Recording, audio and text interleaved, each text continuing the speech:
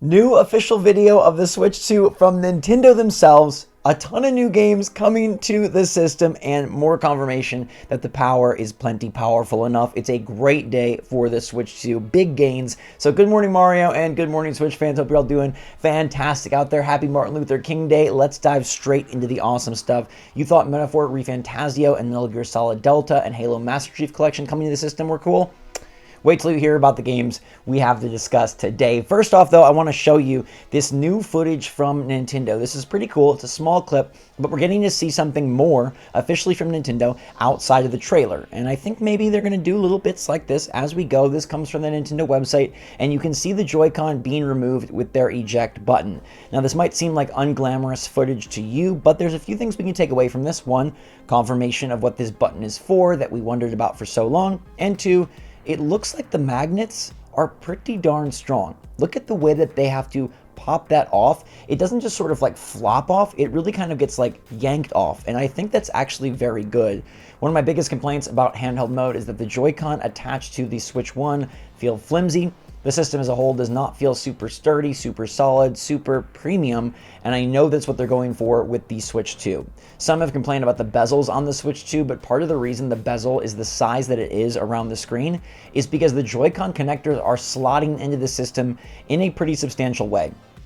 Rather than just sliding down and being kind of like attached by the fingernails, they're instead slotting into the system, and the bezel literally can't be any smaller because of how far in the Joy-Con go to the Switch 2 console. Now, that might be something that you disagree with, but I think it's going to build a better form factor and improve the ergonomics of playing this thing in handheld mode, as well as ensure that your Joy-Con aren't popping off, breaking off, having issues. I have a broken rail. I know a lot of you have Joy-Con drift. It is an issue that absolutely plagued the entire generation. Fixing the Joy-Con and their formability was paramount, and it seems like Nintendo has done just that. So I'm very excited by this little clip.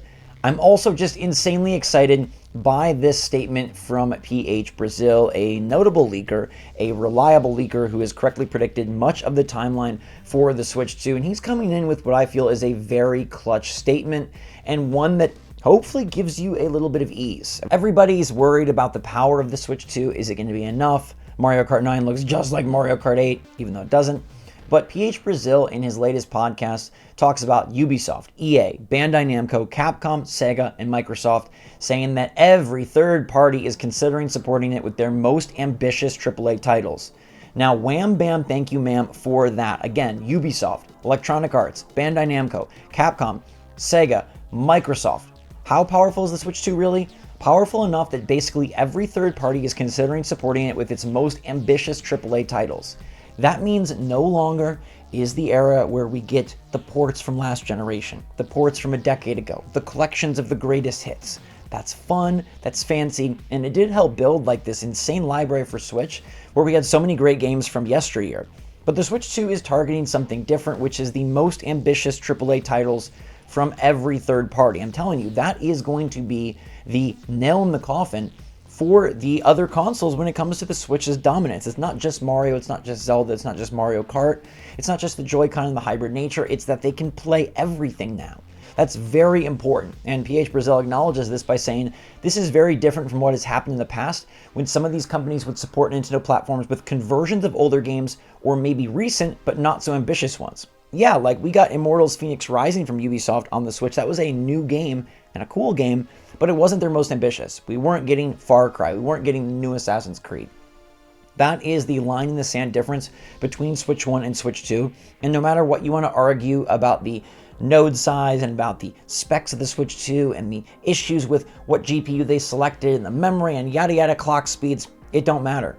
This is what matters. Every major publisher is looking to put their ambitious AAA titles and their new titles on the Switch 2. Game, set, match. That was what will make the Switch 2 stand apart, and that is what will make the Switch 2, in my opinion, the better version of the Switch. Like, not just logically and not just factually, but also in the mindshare, future, looking back, it's going to be like, wow, Switch 1 was a great foundation and had an amazing start.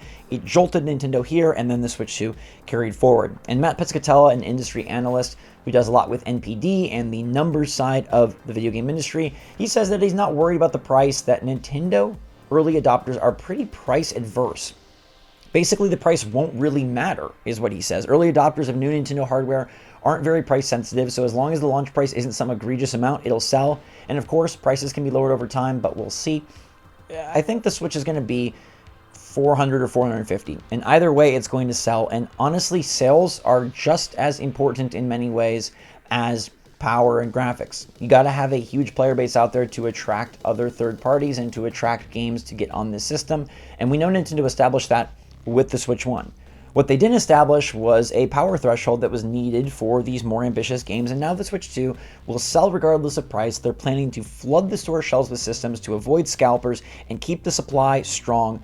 You'll have systems out there, you'll have the power out there, boom. I mean, I don't think you can argue this. I don't think people being negative about the Switch 2 are actually looking at the facts. I think they're fabricating a future where Nintendo is what they were in the Wii U era, but frankly, they're a lot smarter now, and their system is going to be a lot stronger. And let me just read off this list of leaked games for the Switch 2, and you try to tell me that this system is not going to absolutely shine. This big leak today comes from Ecstasis, who is a known leaker.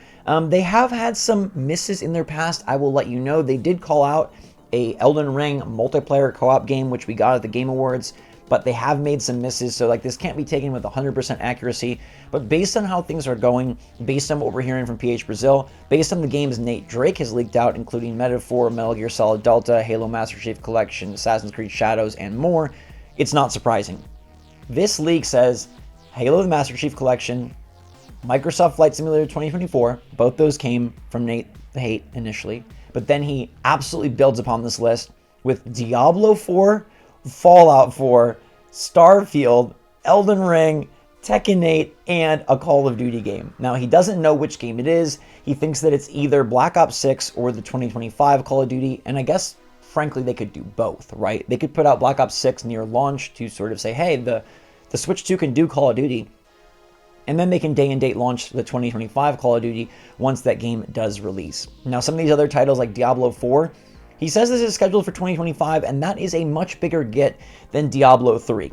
Honestly, I thought Diablo 3 was one of the coolest games to play, especially early on in the Switch lifecycle. A fantastic port and a fantastic co-op game, and it ran really well on the Switch. Getting Diablo 4, on the other hand, is a much newer game and I think much more impressive.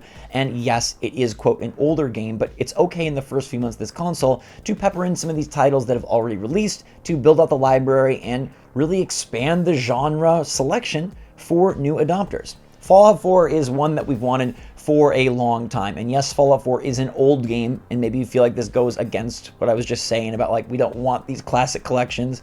But getting Bethesda on the Switch in a big capacity brings us both Fallout and Starfield. Starfield is a relatively new title. They just had an expansion. Maybe they can give us a bundled version. And while that game did have problems, I think it got lambasted maybe more than it should have. I don't think it's super exciting, and I do think Bethesda needs to really go back to the drawing board once they eventually bring out Fallout 5 and evolve their formula that has worked so well for years but now feels a bit antiquated and dull. Nonetheless, having a system that comes out with Mario Kart, Mario, Halo, Diablo, Call of Duty, Fallout, Starfield, Elden Ring, all in the first year is crazy. Did you ever think your Nintendo system would do this much? Maybe if you lived through the Super Nintendo era, back when they did get everything from the third parties. But Elden Ring is also another big game. Yes, that is multiple years old now, but it's showing that From Software and Bandai Namco are fully committed to putting big, bold titles on this platform. And maybe we can get the Elden Ring co-op game, so long as Nintendo's online infrastructure can handle it. Maybe we can get that on the Switch as well. If we believe that these companies are serious, they're going to be bringing their biggest franchises, and I think that today's leaks are your best confirmation of that yet. It's more than just, Metaphor, which is a JRPG that really appeals to the Japanese audience and the handheld audience. That'd be great to play portably. We know it's great on Steam Deck. Halo, a really old collection, but no. Now we're adding Diablo, Fallout, Starfield, Elden Ring. This is bringing the best and the brightest from every platform to the Switch. And now we have this system that can literally do it all. The only games we're going to miss out on are like the Naughty Dog titles and the exclusive PlayStation titles, right? Your God of Wars, your Ghost of Yotes, your whatever that new game from Naughty Dog is called, I'm blanking on the title, but the follow-up to The Last of Us and the Uncharted franchise, those will not be on Switch, but you're going to get a lot of Microsoft titles. You're going to get a ton of Capcom, Sega, EA, Bandai Namco, Bethesda, Activision. Like, it's all coming to Switch 2. And think of it this way. If you're worried about the Switch 2, you're worried about the decisions they made, you're worried about the power, you're worried about, oh my gosh, people are a little bit negative on this, look at what the people that matter say. The people that matter are ultimately the people that have faith in the system to make it succeed or not. The people putting the games out. Nintendo obviously has tons of faith. They're launching with the Mario Kart and they're going ham from the start. But all of these third parties lining up to get their games on Switch, that shows you what they feel about the system. That shows you the confidence level they have. And Nintendo has proven that they can sustain that confidence across an entire generation. This is phenomenal, fantastic news. I think the system is looking great. I think the games lineup is looking great. I think we should be very pleased, and I think Nintendo is actually achieving what we wanted. There still is a gimmick, that pointer mouse thing, controlling the Joy-Con like a mouse. Like, that's still a gimmick. We still have fun, innovative, new technology that nobody else is trying, but we're also getting the absolute best from Nintendo, and now the absolute best from everybody else. I love it. I want some more of it. Can't wait till the next Direct. But let me know your take in the comments down below. Which of these games are you most excited for? If I had to look at the list, I mean, Elden Ring you can play on Steam Deck.